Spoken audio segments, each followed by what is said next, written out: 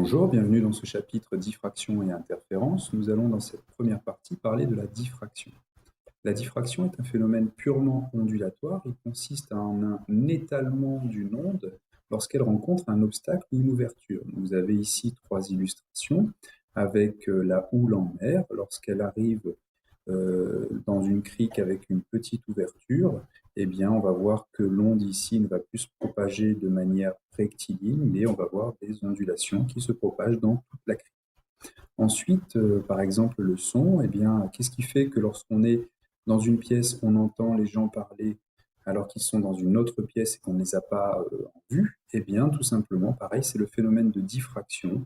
Dès qu'il y a une ouverture, l'onde va s'étaler, c'est-à-dire qu'elle va, en quelque sorte, s'élargir dans l'espace. Enfin, troisième illustration avec des ondes radio.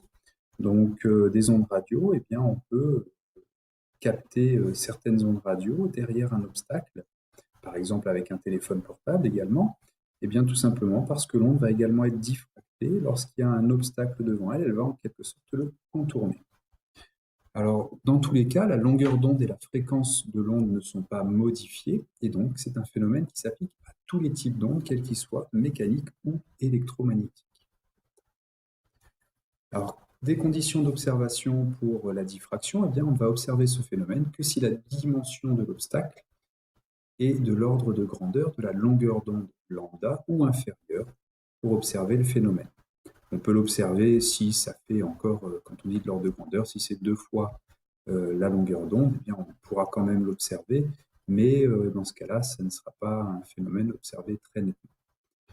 Ensuite, pour les ondes électromagnétiques, c'est un petit peu particulier. Le phénomène peut s'observer même pour des ouvertures ou des obstacles allant jusqu'à 10 ou 100 fois la longueur d'onde. C'est vraiment une particularité des ondes électromagnétiques. Alors, deux exemples ici. Eh bien, vous avez des exemples de propagation de la houle à nouveau, hein, des petites ondulations à la surface de l'eau. Alors, la longueur d'onde ici, vous voyez qu'elle est assez courte et que l'obstacle ici, l'ouverture est grande devant la longueur d'onde des ondes. Et donc ici, on n'observe pas dans ce cas-là de diffraction, c'est-à-dire que l'onde va se propager selon son axe de propagation. Il ne va pas changer, il va rester rectiligne ici. Ensuite, deuxième exemple, avec une fente beaucoup plus petite. Cette fois-ci, la fente et la dimension de la fente est de l'ordre de la longueur d'onde des ondulations ici. Et donc, on va observer un phénomène de diffraction beaucoup plus nettement. Ici, la propagation n'est plus du tout rectiligne par rapport à l'axe initial. Alors, les ondes lumineuses sont un petit peu à part, particulières. On va pouvoir les étudier. Alors, la figure obtenue lorsqu'on réalise le montage qui est ici avec un laser et une fente ou un obstacle, hein, dans tous les cas, on obtient la même figure.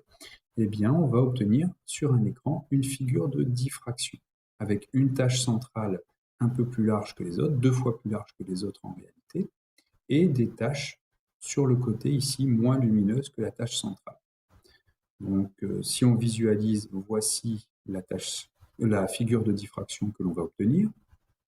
Et une autre façon de la visualiser, que vous pouvez rencontrer dans des exercices ou des sujets de bac, pourquoi pas, eh bien, c'est lorsqu'on représente l'intensité de la figure de diffraction sur la figure de diffraction en fonction de la distance sur l'axe ici. Donc, dans tous les cas, eh bien, on peut mesurer ici, on peut déterminer l'écart angulaire, c'est-à-dire l'étalement de l'onde. Donc, on va mesurer par un écart angulaire θ. Eh bien, cet écart angulaire θ, il est égal à lambda, la longueur d'onde de l'onde, divisé par petit a, la largeur de la fente ou de l'obstacle. Donc on voit ici que l'écart angulaire, il est inversement proportionnel à la largeur de l'obstacle ou de l'ouverture. Si petit a diminue, alors l'écart angulaire θ, lui, va augmenter. Donc c'est bien ce que nous avons observé, hein. La diffraction sera de plus en plus évidente, le phénomène sera de plus en plus important lorsque l'obstacle ou la fente sont de très petites dimensions par rapport à la longueur d'onde. Alors, expérimentalement, θ n'est pas une grandeur évidente à mesurer. Par contre, expérimentalement, ce qu'on va mesurer, c'est la largeur L de la tâche centrale ici. Alors, comment relier la largeur L de la tâche centrale à la largeur de la fente petit a? Eh bien, par une simple démonstration que vous devez connaître, on va d'abord déterminer tangente θ. Donc, quand on regarde sur ce schéma dans le triangle qui est ici, eh bien, θ est l'angle qui est de ce côté-là, l'écart angulaire. Et donc, tangente θ va être reliée au côté opposé, ici, L sur 2, divisé par la distance ici, qui est la distance grand D. Donc, tangente θ, au final, c'est L sur 2 divisé par grand D, c'est-à-dire L sur 2D. Ensuite, θ ici a toujours une valeur très petite. Et donc, pour de petits angles, en sciences physiques, on fait une approximation qui est que tangente θ est à peu près égale à θ. Sur votre calculatrice, vous pouvez taper tangente 0,1 par exemple, et vous verrez que ça fait à peu près 0,1. Donc, pour cela, il faut que θ soit en radians, bien sûr. Et donc, si on fait cette approximation, tangente θ à peu près égale à θ, équivalent à θ, eh bien, on va pouvoir remplacer tangente θ ici par θ, et on obtient la relation θ égale L sur 2D. Et donc, on va pouvoir relier ici grand L, la largeur de la tâche centrale, en remplaçant θ dans cette relation par son expression L sur 2D. Et donc, on va obtenir l'expression finale, lambda sur A égale grand L sur 2D. Ensuite, il faut savoir utiliser cette expression selon ce que l'on veut exprimer. Si on veut exprimer par exemple grand L en fonction de A, eh bien on n'aura que grand L sera égal à lambda sur A multiplié par 2 fois grand D. Enfin, après avoir étudié la diffraction d'une onde lumineuse dans le cas d'un laser, eh bien on peut regarder ce que l'on obtient dans le cas de la diffraction en lumière blanche. Alors, en lumière blanche, eh bien, on a vu que l'écart angulaire θ, il était égal à lambda sur A, donc il est proportionnel à la longueur d'onde lambda. Donc, au final, la largeur de la tâche centrale que l'on va obtenir sera plus importante pour les grandes longueurs d'onde. Si on a du rouge, longueur d'onde 800 nanomètres, eh bien, on aura un écart angulaire θ et donc une tâche centrale plus grande qu'avec du violet pour 400 nanomètres par exemple.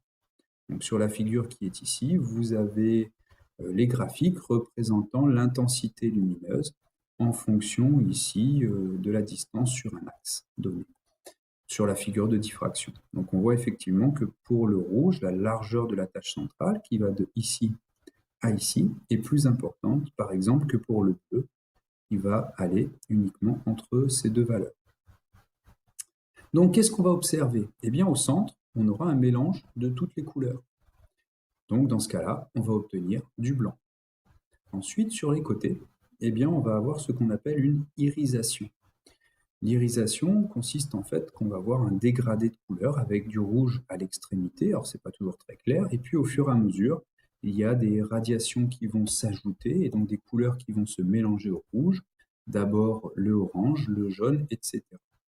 Donc on observe un phénomène d'irisation, c'est un mot de vocabulaire à connaître, et qu'il faut, dans le cas où il y a des questions sur la diffraction en lumière blanche, réutiliser.